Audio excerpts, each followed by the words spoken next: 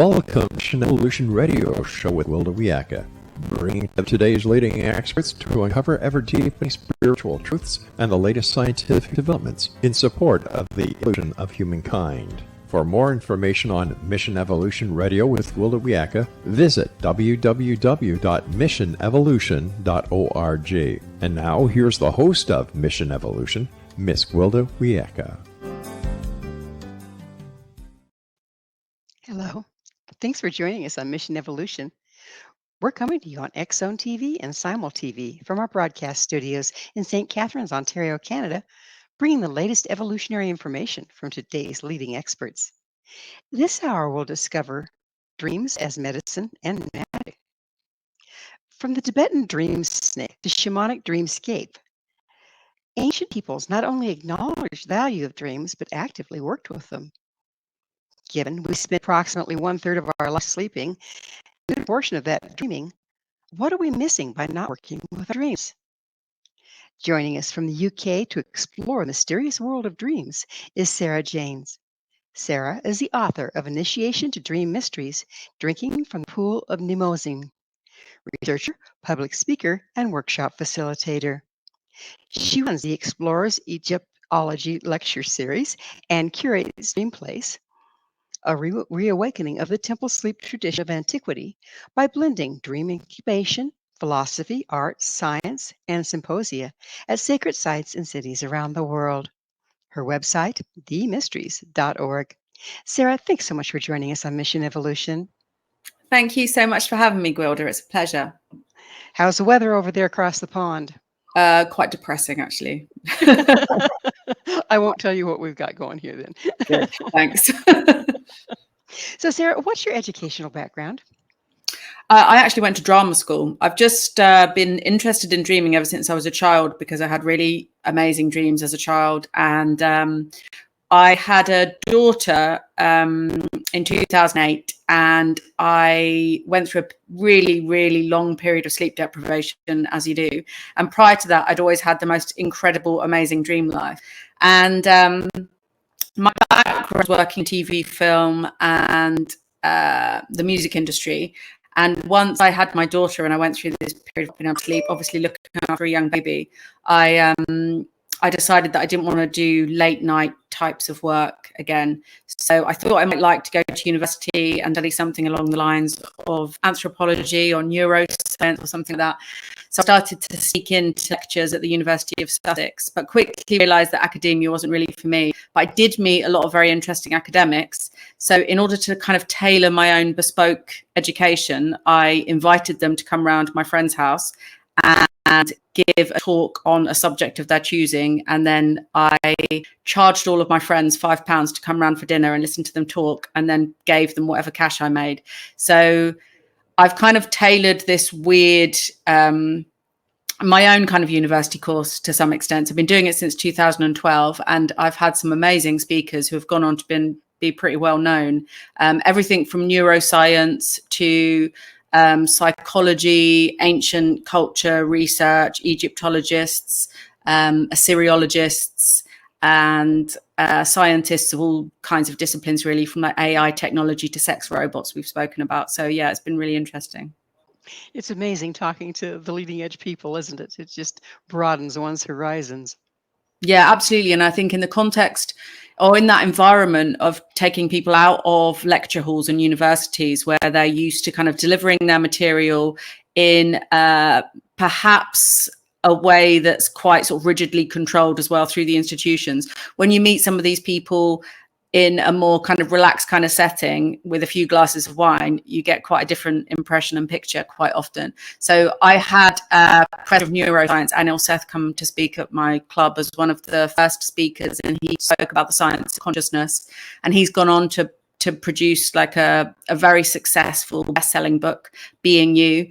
So these, academics, I always worked with bands prior to that. So I always worked with a lot of American psychedelic bands, and it's a lot easier to organize one person to come and speak to a room full of people than a whole band to perform at a venue. So I really enjoyed it, and I've learned so much as well. And because you are getting these kind of first-hand interactions with people as well. It means that you can ask your own questions. So rather than looking at things online or reading their books, having them in front of you, having read their book, being able to ask them the questions that you want to ask is absolutely amazing. Great opportunity.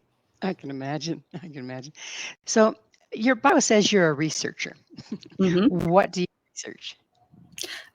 Predominantly at the moment, it's ancient incubation cults in ancient Greece. Really, is what I'm most interested in. My book is a sort of history of the dream being considered a form of magic and medicine, mainly in the Western esoteric tradition. So I'm interested in traditions around the world, but the Western esoteric tradition, the history of Anatolia through the ancient Near East, Egypt and Greece is what really interests me, because I feel that that's my heritage. You know, that's our sort of ancestral wisdom in the West, is in Anatolia, in the ancient Near East, in Egypt and Greece. So that's something I've been fascinated with. And actually, one of my guests at my lecture club, Dr. David Luke, he spoke about lucid dreaming and about the existence of sleep temples to me for the first time, and I think about 2012.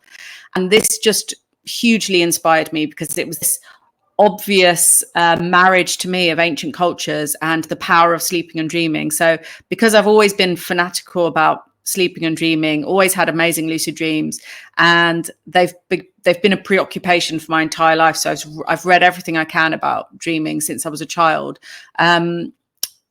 This idea that there was this ancient cult of dreaming purposefully was really incredible and fantastic to me. So that started the ball rolling on me researching the ancient cultures of dream incubation, using dreaming as a spiritual practice, I guess.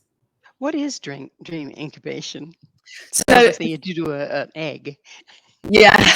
Well, it's a bit like incubating your kind of and nurturing your dream to provide something that you want. So the simplest essence of dream incubation is going through any processes or rituals that help you get the dream that you want. So you might incubate a dream because you want to meet, in the ancient world, a particular god or goddess, or you might incubate a dream because you want a solution to a problem that you're facing and you can't think of it in your ordinary waking consciousness. Or so is it could a be dream wish fulfillment as well. So is a dream incubation like setting your intent where you want your dreaming to go? It's a very strong intention, and in the ancient world that would usually involve like certain ritual practices to achieve that aim. So things like purification, fasting, making offerings to the gods, praying to the gods, and certain sort of psychodramatic techniques are employed in those temples as well, where, you know, the people working in the temples may dress up as the gods or goddesses, or they may perform some sort of rituals to invoke the gods. So in invoking the gods, do they invoke them then into the dream of the people that are in the temple? Yeah, exactly. So for the longest time, even in deepest Stone Age history, I would say, ancient people believed that dreams were this portal to the other world. And this other world was the realm in which deceased people went to once they died. I mean, I do think that dreaming encouraged some of the first ideas about religion, about this idea that there's an afterlife, because it's incredibly convincing evidence, really. For anyone who's ever had a dream that they've met a loved one, a deceased loved one in a dream, it's a really powerful, moving experience. And for ancient people, I think that would have been considered really strong evidence that you go somewhere when you die, and that this place is accessible through dreaming. So I know some of the ancient traditions, like the Aborigines, looked at it the other way around. They believe they dream this reality into being. Is there some form of dream incubation, if you will, that can then impact ordinary reality? I think so personally, and certainly this is something that was used in more of a mythological way in, say, ancient Greek sleep temples. So in the ancient Greek sleep temples, the Asclepians, because they were dedicated to the dream healer god Asclepius, they were places where you were to undergo a kind of pseudo death, because death was seen to be the brother of sleep. So by going through this ritual, this fake death, and in this fake death, you're able to have contact with this dream healer god Asclepius. So this is the ideal realm in which to encounter Asclepius. your sick self dies in that dream world. Your sick self dies in the underworld of where Asclepius is king. And then when you wake up, you're reborn, and you're reborn healthy and well. So in the Asclepian tradition in ancient Greece, dreams were considered to be divine dreams where you had contact with the gods or goddesses, were considered to be able to spontaneously heal someone through dreaming, through contact with the divine in the dream. I know I've actually interviewed some people that have had dreams that allowed them, that showed them that they had a physical illness that hadn't been diagnosed yet. Is it kind of related to that, where you start to become in tune with another access point to your health? Yeah, absolutely. And that's something that ancient Greek physicians talked about, the fact that you may start to see in a dream your body and your hue as a kind of landscape. And so within the dream, it may be revealed to you areas of your body that are not well, that you might not be consciously aware of. Is we're just about out of time in this segment, but is spiritual illness also addressed in that way? Yeah, absolutely. And I think in the instances of the ancient Greek sleep cults and a lot of these dream cults, you can see these as being kind of Western manifestations of shamanic healing practices. They're essentially considering that sickness and illness is something that the gods give you, and the gods have the power to take away. So the shamanic healing traditions, was this practice, would you consider what was going on in the ancient dream temples in Greece shamanic in nature? I absolutely think, yeah, it's very shamanic seeming in nature, this kind of magical view of the world and of dreams as being a route into the spirit world, definitely. Well, shamanic journeying is a form of a dream, is it not? Yeah. Yeah, and it's I believe common to all shamanic practices, and they're all over the world. It's pretty amazing how they all spread, here and there and hither and yon, and yet they all have so much in common, don't they? Yeah, absolutely. And I guess this has a lot to do with the fact that ancient people had a different hierarchy of states of consciousness, or, that's one way of expressing it. So dreams were considered to be just as important. These altered states were considered to be just as valid and as important, and things that people experienced in their dreams. One of the sort of preoccupations, one of the main preoccupations with dreaming in the ancient world is this idea that dreams can reveal the future. So that in and of itself speaks volumes about the way that people were viewing dreaming. Well, we're going to have to take that station break. Sarah and I will return very shortly, so don't go away. This is Mission Evolution, www.missionevolution.org.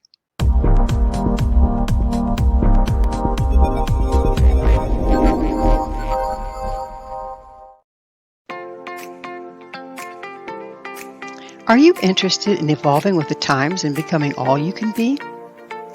Don't you wish there was one place to find the latest information to help guide you through the process? I'm Gwilda Wiyaka, host of Mission Evolution Radio TV. Join me on my mission to find the latest evolutionary knowledge and tools. The guests on Mission Evolution are leading experts in a wide variety of divergent topics, including allopathic, holistic, and integrative medicine, epigenetics, enlightenment, quantum physics, meditative practices, environmental issues, spiritual evolution, trauma healing, and so much more. Mission Evolution Radio TV is aired worldwide through the X-Zone Broadcast Network, X-Zone TV Channel 32 on Simul TV. You can enjoy our archives of radio or TV shows with our compliments at www.missionevolution.org. Come see the amazing lineup of guests and topics. With more than 200 episodes to choose from, you're sure to find what you're looking for. Visit www.missionevolution.org.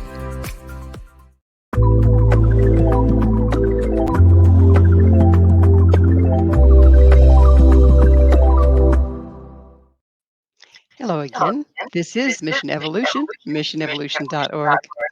With us this hour discussing ancient dream culture is Sarah Janes. Her website, themysteries.org. Sarah, you brought up an interesting topic, and that's precognitive dreams. Isn't the trick in precognitive dreams all about interpretation? I mean, this is the thing with ancient dreams predicting the future is it's more in line with the oracular tradition and this idea of decoding a dream to work out what it reveals about the future. So quite often it requires those future events to unfold before you can decode the dream properly.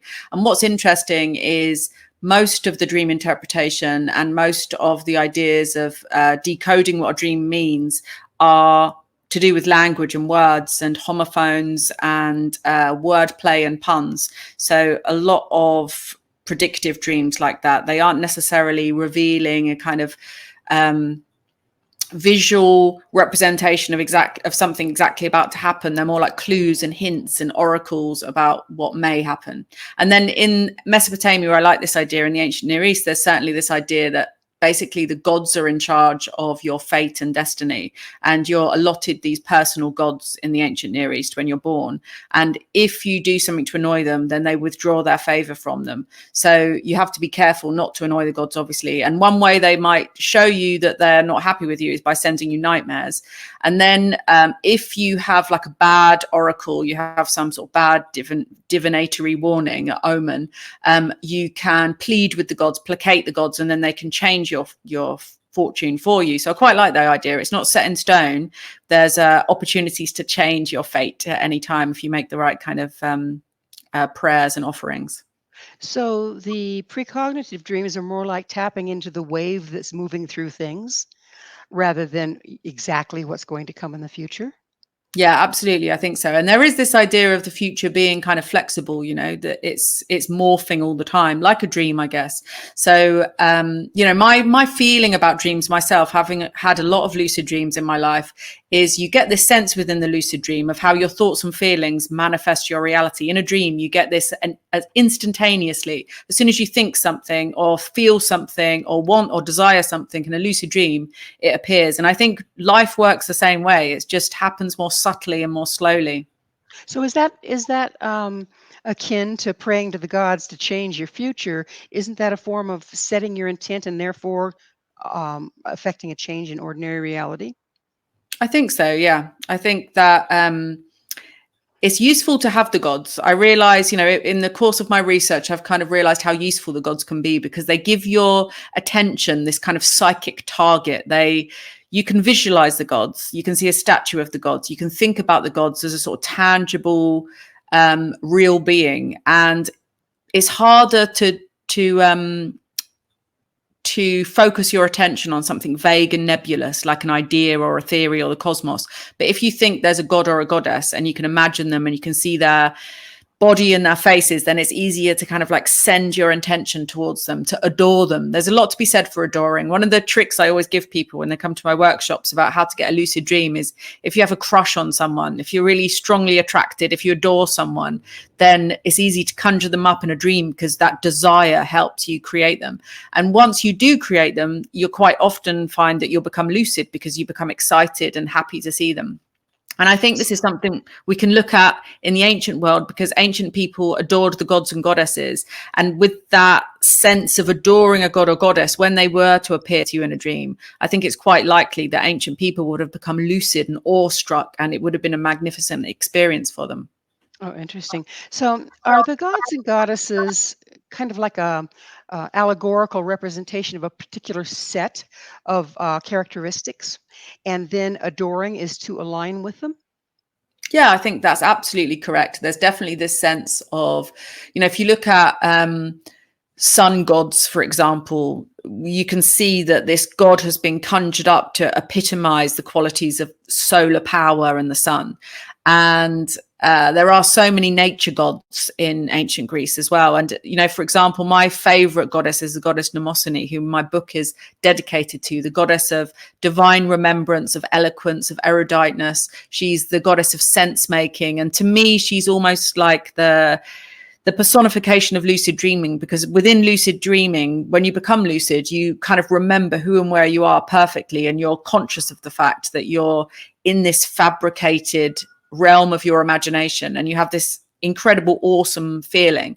And I think that Mnemosyne personifies that for me. She's the mother of all of the muses, so she is the source of all inspiration. So I think in a way she's the chief of the muses. So she is the the highest form of inspiration, which is something that I think you can experience in dreams. When you feel lucid, you feel deeply inspired. So you've been speaking about lucid dreaming. For those of us that haven't maybe not had or recognized a lucid dream, what is it? How can you tell you're having one? Well, for me, a lucid dreaming is knowing who and where you are when you're in a dream. And this often for me comes with this deep sense of like bliss and ecstasy. Quite often, it's like a full body experience being in a lucid dream. Scientifically speaking, neuropsychologically speaking, your frontal cortex is activated. So you're able to access self-critical thinking and self-reflection, critical thinking, and you just know who and where you are. The dream world is very sort of tangible and real feeling. Often people describe it as being more real feeling than ordinary waking reality. So that sounds really exciting in that you're who you are, you think like you do, but you can fly. Or you Yeah. can okay, got it. Now Well, can you you do have direct this sense as well in a lucid dream that it's more than being an avatar in an imaginary realm. It's this incredibly expansive sense of the fact that you are the entire universe that you're dreaming up. So when you fly in a lucid dream, it's not like you're an avatar flying through this alien space. It's like you are the entire space. So you're the air that lifts your body up as well. It's an amazing feeling. And I think that in terms of consciousness research and memory research, we should really be looking at lucid dreaming, because I think it offers this incredible window into understanding how we work as human beings and how we connect with the rest of the world. it sounds very much like you're talking about a form of joining with a unified field. Yeah, there is this sense of ecstasy, which I think is quite interesting in lucid dreaming. So you definitely get this sense of bliss and ecstasy when you're fully lucid in a lucid dream, and that sense of being able to manifest what you want when you want, and to morph and change your reality is extraordinarily empowering. It's why I think lucid dreaming is a lot of potential for self-therapeutic practices as well.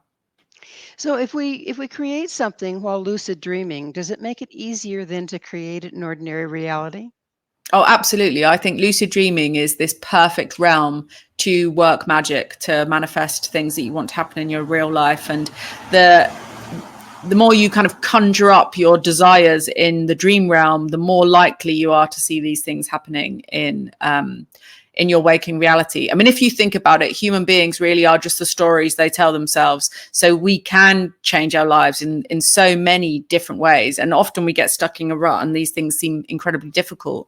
But lucid dreaming and really having wonderful dreams is a hugely enriching aspect of life. So some of us are more gifted than others as far as being able to access the dream realm, remember our dreams. Is there a way that we can develop this skill? Well, one of the kind of stock answers is always keep a dream journal. Like writing down your dreams really does help, because I think lucid dreaming is deeply entangled with memory. So any memory exercises you can do, any supplements, any nootropics that are good for cognitive function and memory can be really useful for lucid dreaming, like lion's mane, for example, is a useful one, and ginkgo biloba and things like this. Anything that improves the memory tends to improve dream recall. And then the more dreams you can remember, the more likely you are to become lucid as well. So I've also heard that the B vitamins, I think B6 in particular, can Yeah. be useful because neurologically it sharpens Yeah, I things think up. that's true as well. I always find that I have more potent lucid dreams after I've had a steak for dinner. I know some people that would really appreciate that advice. So, if you're starting to have lucid dreams, are you able then to direct the dream itself? Yeah. So I think lucid dreaming is kind of a spectrum. So some lucid dreams you can literally tear the fabric of that dream reality. Other lucid dreams, you're fully conscious within the dream, you know who you are, and yet you're not able to exert that much influence. So I think that it's less cut and dry and less black and white than it necessarily gets represented. And I think that there's a whole sort of palette of lucid dream type experiences you can have. So, if we're lucid dreaming and we're working with dream incubation, can we find ourselves lucid dreaming around the topic or the people that we want to? Yeah, absolutely. So setting an intention, one thing I would say about trying to encourage lucid dreaming is just make a ritual out of going to bed every night. Or if you're really tired at the end of the day and you don't have a lot of headspace for creating this ritual, perhaps you can allot some times for afternoon naps, because afternoon naps quite often can be lucid, because we tend to have quite shallow sleep during afternoon naps. And quite often there is background noise or there's more light than we would normally experience. So afternoon naps can be really great. One thing I would recommend is yoga nidra can really help you to relax and to just be able to expand that hypnagogic experience, because one of the best ways for me of having a lucid dream is when you practice what's called the wild technique, the wake-induced lucid dream, where you start thinking about a dream that you want to have, and you fall into that hypnagogic reverie as you're falling asleep, and you follow, like, I describe it like Alice falling down the rabbit hole. You just hold on to this sort of slight awareness of the fact of who and where you are, and you drift into a dream. And as you'll see, during hypnagogic reverie, quite often, if you're thinking about things or ideas or words pop into your heads, you'll notice that those things will flash up immediately. It's like you manifest them instantly. And so what happens when you drift through hypnagogia, you find yourself in the dream. And like in Alice in Wonderland, the dream world is like the corridor at the end of the rabbit hole. And then you're in this world, in this dream world. And if you can maintain an awareness of drifting off to sleep, that can really help. And isn't that we're just about out of time in this segment, but isn't that where we do access these kind of dreams, is when we're at that transition point between waking and sleeping? Yeah, I mean, lucid dreaming often occurs in the last portion of REM. So our brain and body does prioritize deep sleep, because we need this for cellular regeneration, for processes of homeostasis, for all of these kind of recalibrating processes that keep us healthy and well. Deep sleep is absolutely vital. So what we find is, we have these kind of bundles of REM throughout the night, and that last 90 minutes before we wake up for the day, that tends to be where most lucid dreaming will occur. So it's when we've had our deep sleep, when we've got these shorter cycles of REM out of the way, and we start to have more longer, luxurious cycles of REM. This is why not looking at your phone when you wake up is so important. It's time for that station break. We will continue, so you stay right there. This is Mission Evolution, missionevolution.org.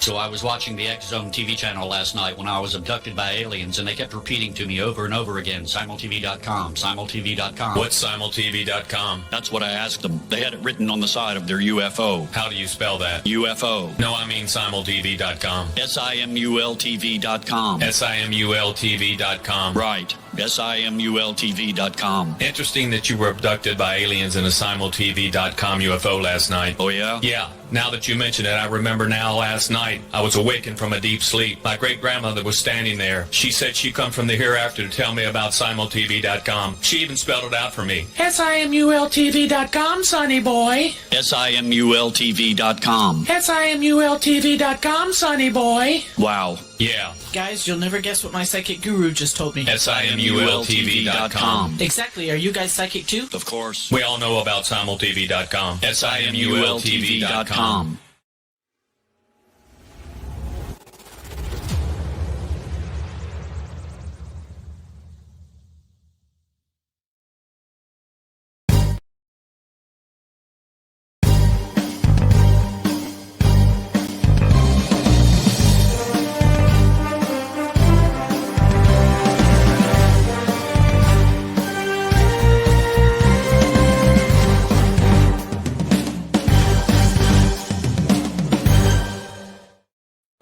Hi there. This is Mission Evolution, missionevolution.org. Our guest this hour is Sarah Janes. Her website, themysteries.org. Sarah, we mentioned earlier that sometimes dreaming can be like being in the unified field, particularly lucid dreaming, which begs the question, can we meet other people in our dreams and work with them while we're asleep? I would say yes to that, but that's just my own personal experience of meeting people that I know in dreams, and, you know, acknowledging that we've both seen each other and confirming that we've seen each other in dreams. So, and there are lots of anecdotal reports of people encountering people they know in dreams and having these shared experiences. So, what would be the purpose of that? Is it something that you've set up ahead of time, or when you just suddenly find that happening? What's the purpose? What's really going on there? I think that's something that can be really validating, because for me as a child, having these kind of dreams was incredibly validating and interesting, and made me question reality, and made me question what I was told in school about the nature of reality. So that was my kind of introduction into this idea that there is something beyond our individual kind of experience of life as individual beings, that there's some interconnectedness occurring there. And I think that this interconnectedness can occur in the dream state quite often. Do you think the interconnectedness is also promoted in ancient times by worshiping the same gods and goddesses as one went into dream incubation? Yeah, I like this idea that you were mentioning earlier about, you know, when you're adoring a god and this god has certain qualities and everyone's getting high together on this feeling of adoration, that they somehow, I think they unify in this sense that they have in their bodies and minds of just adoring. I went to my local church recently, and I got this real sense standing in the audience there, that when people were having this kind of ecstatic experience listening to music, that they were kind of joining up vibrationally in a feeling sense. They were just lifted up by that sense of adoration as an audience. That certainly starts to make a lot more sense out of the ecstatic dancing and worship that was done by indigenous peoples. Yeah, I recently visited Elefsina, the site of the sanctuary of Persephone and Demeter in Greece, just south of Athens. And I had this real sense there. This is where the mysteries of Eleusis were held. So this was a kind of mystery cult in ancient Greece that celebrated the descent into the underworld and the rising up from the underworld of Persephone. And she's a goddess of spring flowers, and was abducted by Hades and taken into the underworld. And the mysteries involved all these initiates taking part in a big festival where they would walk something like 23 miles from Athens to Elefsina, and they would congregate at this great sanctuary. And I had the real sense when I was there this spring, all these spring flowers were blossoming, of just how ecstatic it would have been for ancient people to feel themselves in spring, into this kind of blossoming, amazing, they called it the sacred orgies, the mysteries of Eleusis, because I think there was this orgiastic appreciation for life and abundance and fecundity when the crops would start to grow again, when the flowers would grow again, when it would warm and it became just pleasant and beautiful. So let's talk about daydreams a little bit.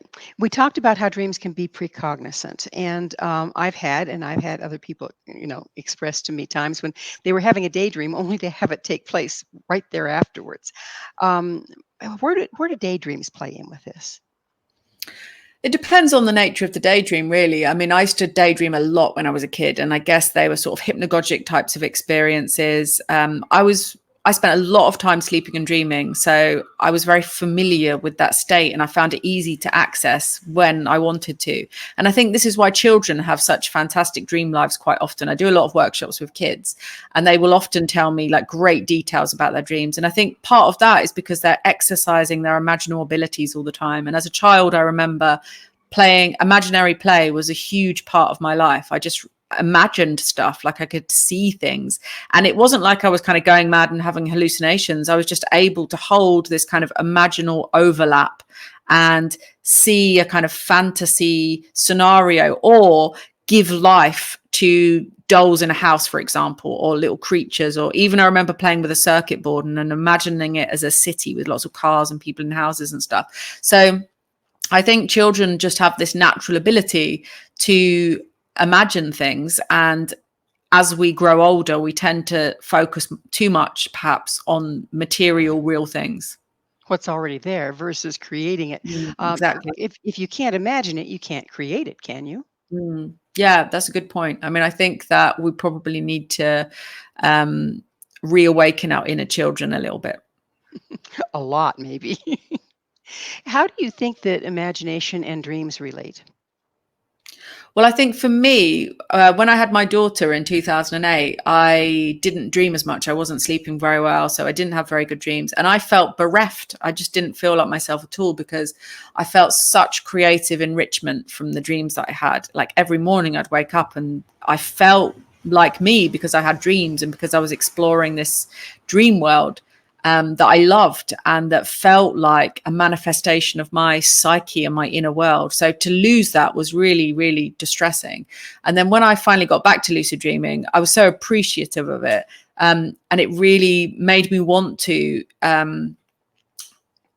think about dreaming a bit more, think about it a bit more consciously. When I was younger, I used lucid dreaming more in terms of wish fulfillment. You know, if I had a crush on a boy in my class, I would like kiss him in my dream, or I'd get good Christmas presents, stuff like this.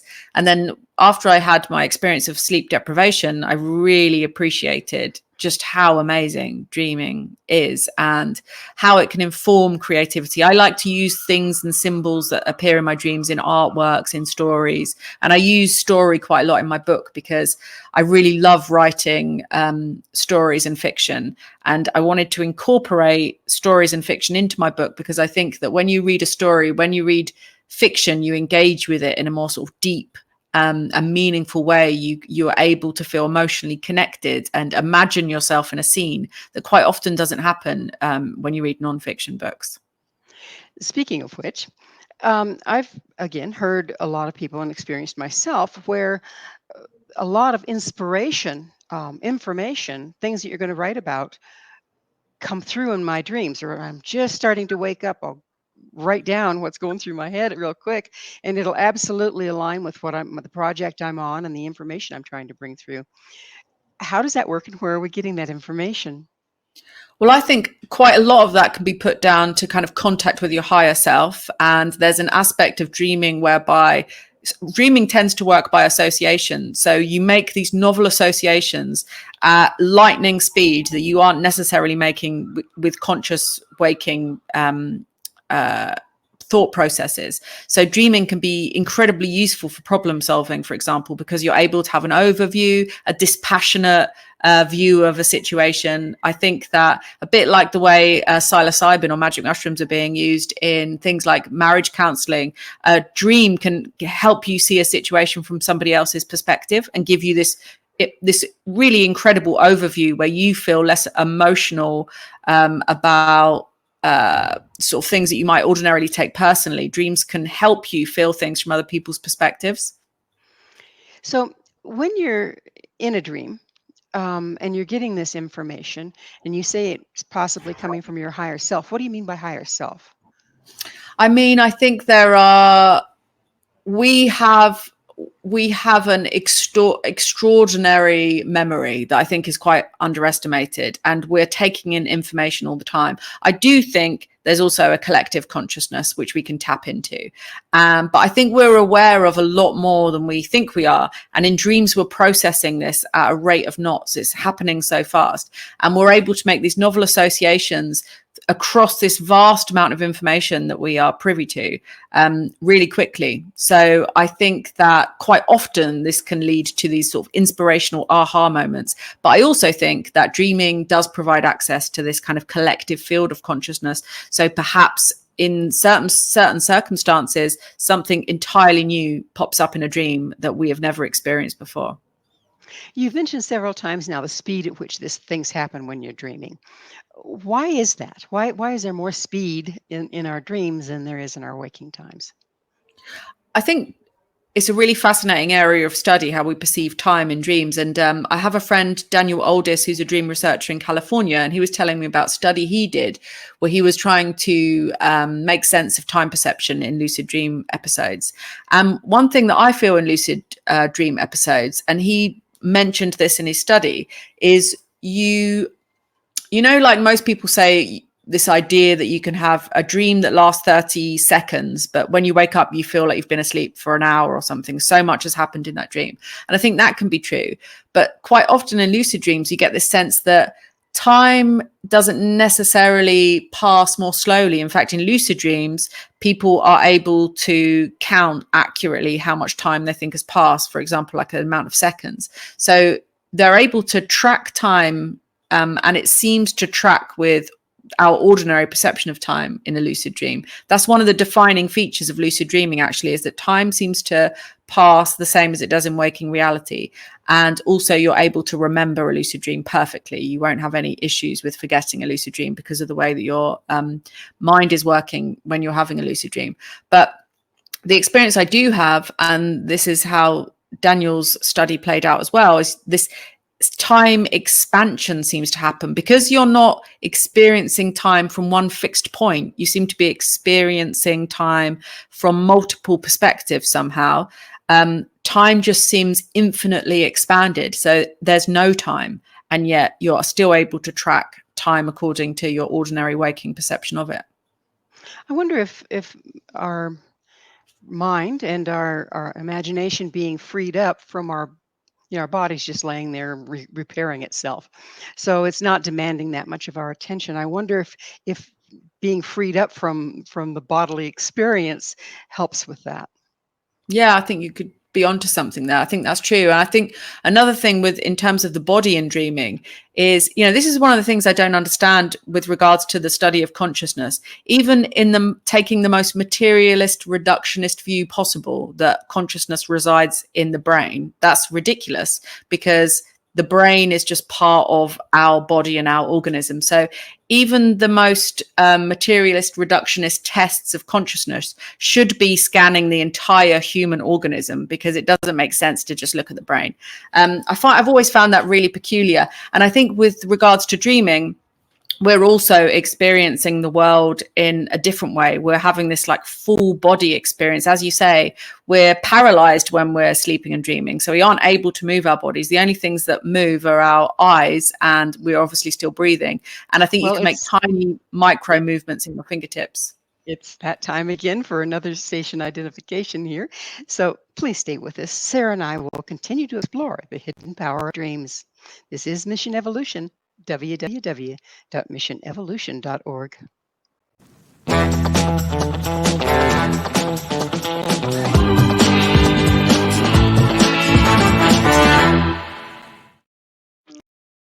Do you have a product or service you'd like to promote to a worldwide audience? Imagine your product featured on Mission Evolution Radio TV. If you're interested in showcasing your work, Mission Evolution is broadcast to the X-Zone TV Channel 32 Simul TV, on the X-Zone Broadcast Network, YouTube, iTunes, iHeartRadio, Amazon Music, Audible, and many other audio and social media platforms. Our professional studios can produce and broadcast your custom high-quality ad. It will be permanently embedded in each episode and featured in the archives for years to come. Together, we can make it happen. Contact us at info@missionevolution.org for more details. Spaces are limited, so don't miss out on this great opportunity. Email info@missionevolution.org today.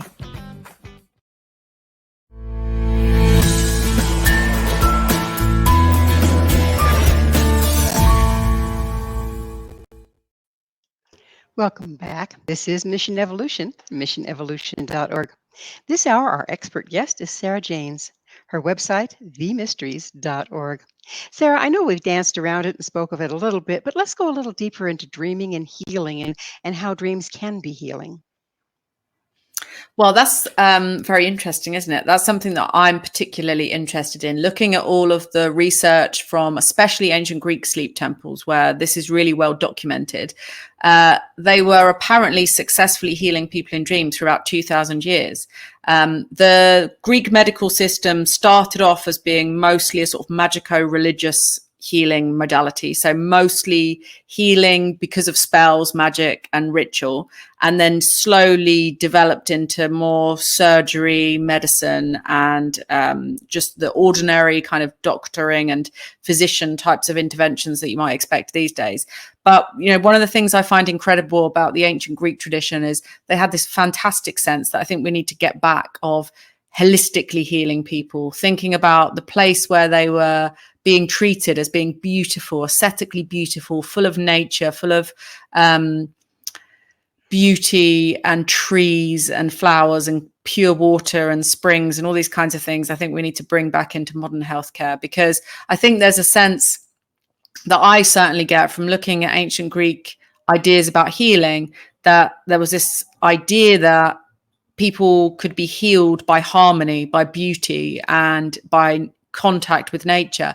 And I think a lot of this does probably stem from the fact that I don't think ancient people overly identified with self, perhaps in the way that we do these days. I don't think that they saw themselves as entirely disconnected from their community or the rest of nature in the way that we often do these days, because we have so much less access to nature, and we have so much less access to, say, proper dark skies where we can see the stars and we can have some sense of the fact that we exist on a planet. It's our great loss, isn't it? Because there's a certain amount of balance that our body needs. I mean, our body came from this world, right? And then we separate it from it, to our great detriment, I would think. Is that what you're talking about? Yeah, absolutely. I think that I was just watching some Studio Ghibli films with my daughter recently, and they really kind of they really celebrate the beauty of nature in these films, and you get this incredible sense of how awe-inspiring nature is. When I think about the most awestruck I've ever been in life, it's always in nature, looking at like incredible vistas, looking at the stars, looking at sweeping valleys or just magnificent sunrises and things like this. And I think our culture is sort of accidentally depriving us of these things. And something like the night sky, you know, the deeper I dug into my research in terms of the roots of these sort of ideas of spiritual healing and divine healing in dreams and gods and goddesses associated with dreaming, the more I realized that these beings all came from the stars, because people just adored the stars. People believed the stars were gods and goddesses and the planets were gods and goddesses, and they were the ones influencing life on Earth. And I think because of the fact that we have so much light pollution these days and we are addicted to devices, we don't recognize the fact that we exist on a planet in the middle of the cosmos enough. And these kinds of things are enough to make you realize that your life is insignificant in terms of the universe, but also extraordinarily fortuitous that you exist at all. So, how does dreaming then relate to reconnecting with the natural world?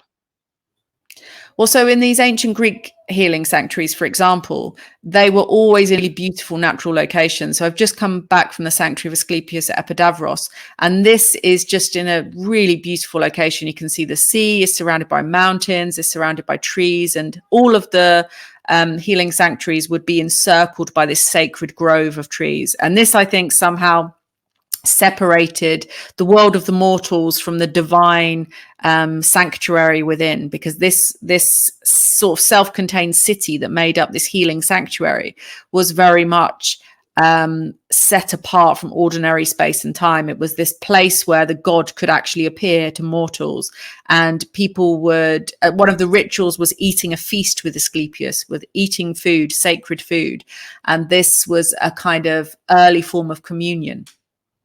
Oh, isn't that interesting? I hadn't put that together at all.